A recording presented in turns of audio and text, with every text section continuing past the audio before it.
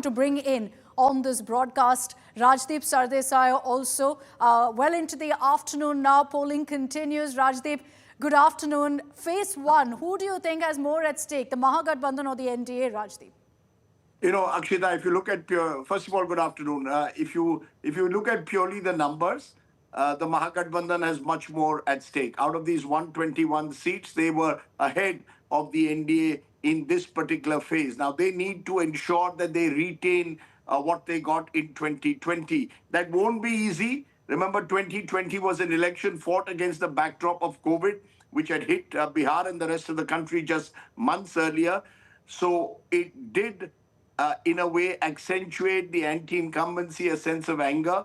When I was traveling through Bihar, I didn't see that same anti-incumbency and anger this time. So the challenge for the Mahagathbandhan is to retain the support that they got in 2025 in what is perceived to be a more normal election. So much more at stake in this particular round for the Mahagathbandhan. Having said that, remember, this is also Bihar last time showed a very mixed verdict in what is called a Kate ki Takkar. So the Mahagathbandhan did very well in the Magad area in and around Patna. But when you went to Mithilanchal and when you went to places like Darbhanga, it was the NDA that scored. So Bihar, even in this first phase, had shown a mixed picture. So you can't say that the NDA has less at stake. But yes, if the Mahagathbandhan has to win Bihar, their first target will be to retain the kind of seats they got in 2020 and then build on that, perhaps in Simanchal, which will go in the second round. That's where they got damaged because of the Owaisi factor, a fracture in the opposition vote. They need to consolidate that this time, but they need to first retain their strongholds in this phase 1, Akshita. Rajdeep, you know, there's a lot of chatter about some of the images that we've been showing from this morning of most of the polling booths seeing a very healthy turnout of women. What do how do you read that? There's a lot of talk that it's advantage one side or the other. What do you think? You know, Akshita, I have absolutely no doubt in my mind that if women vote more than men, the NDA will be well ahead. This is my reading. And if you look at the polling, Bihar is very interesting, Akshita. I don't know which other state, maybe one of your home states of Tamil Nadu at times has shown that. But 2010, 2015, 2020, 3 consecutive elections, women have outpolled men. There are many causes for that. Migration could be one of them. But just look at last time. Last time there was a 5% difference between women turnout and male turnout. Despite that, it was a very close contest.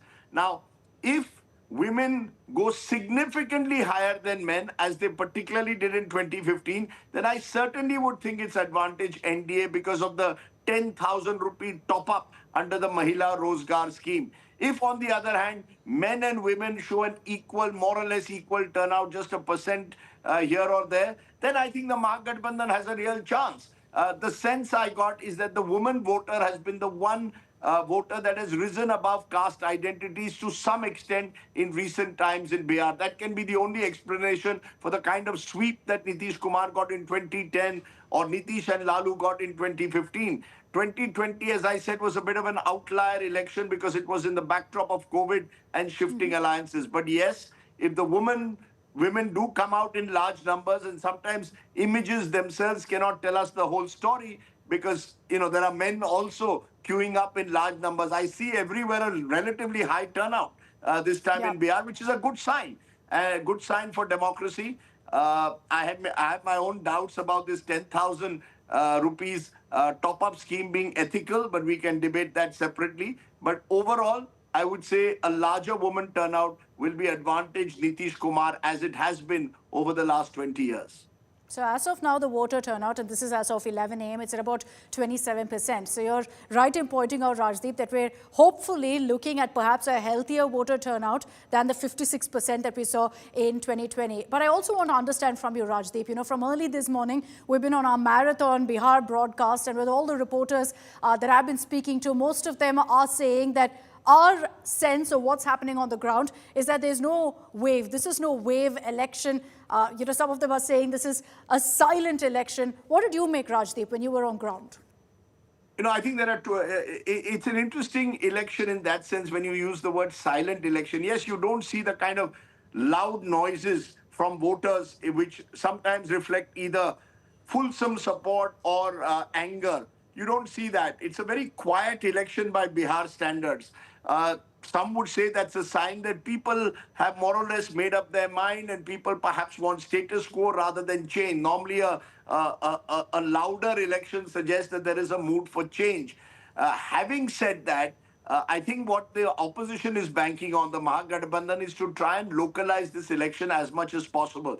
One of the things that the Mahagathbandhan did do this time is drop a lot of sitting MLAs. When I look at the numbers, the Mahagathbandhan has dropped more sitting MLAs than the ruling alliance has. The RJD, for example, has dropped, I think, 32 of their 74 sitting MLAs. So almost 50% of their sitting MLAs were dropped by the RJD. So their hope is that there is local anti-incumbency and therefore the election gets hyper-localized and that might benefit them. On the other hand, I think the Nitish government is banking on the fact that people have a lot of trust, especially women, in Nitish Kumar himself. And this goes back to 20 years.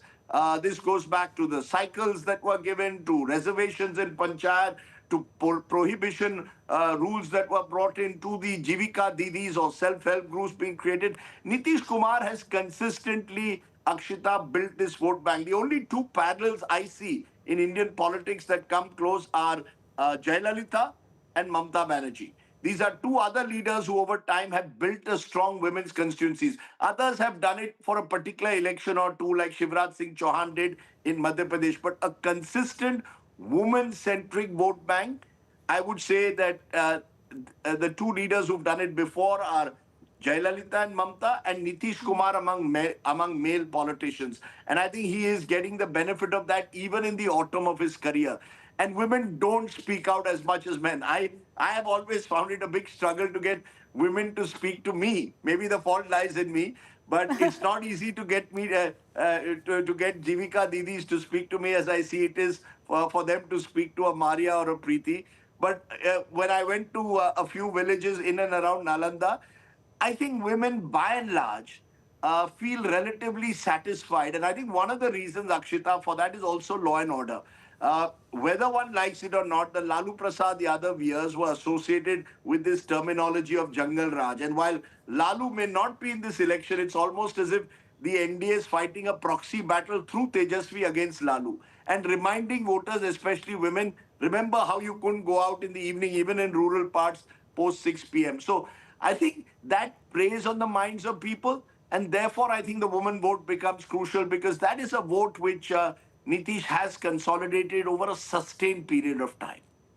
You know, that perhaps also explains why Prime Minister Modi, just about an hour ago, speaking in Araria, dedicated a large chunk of his address to the Jungle Raj reference as well. But the other aspect that I want to touch upon, Rajdeep, is the fact that we had Rahul Gandhi with that press conference yesterday. No coincidence, I'm sure, that he decided to go ahead and drop what he referred to as the hydrogen bomb on polling day eve. We've seen the Voter Adhikar Yatra also happening in Bihar. Did you actually see that reflecting on ground, people buying that narrative of vote chori in Bihar? No, I didn't see that at all. In fact, I pushed a lot of voters. Do you think there is vote chori? They said, "Ah, ये सब थोड़ी बहुत धांधली होती है, या things could go wrong here and there." But I didn't see a large level of mistrust in the actual elections. This is this is what India is all about. I think voters still feel that on voting day, by and large, this is the day when they actually have their adhikar. And they're not convinced that it's been snatched away just yet.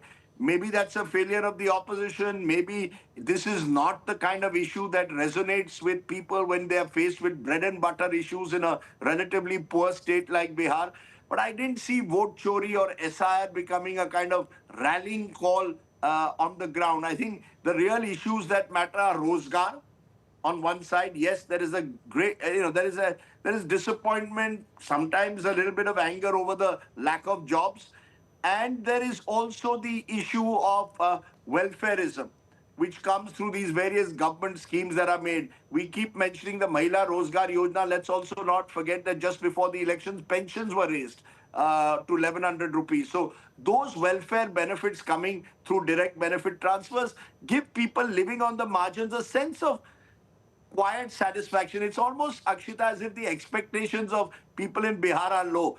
One of your home states, again, Tamil Nadu, I guess the expectations have gone up to color TV, Oh, mixers, yes. grinders, and, the level of expectations are much higher. Here, if your road has been repaired, if you're being provided grain, if you're being provided a sense of safety and security and getting some money through the state exchequer, people are relatively satisfied. In that sense, Bihar is not a high aspirational but low expectation state.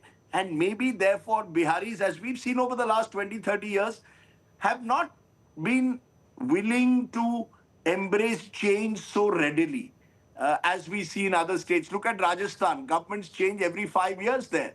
But in Yeah. Bihar, Nitish Kumar's been around for 20 years, and 20 years in power, and you don't see anger against a leader. I mean, that is pretty remarkable in many ways. Yeah, clearly there's a sense of familiarity that they've gotten comfortable with. But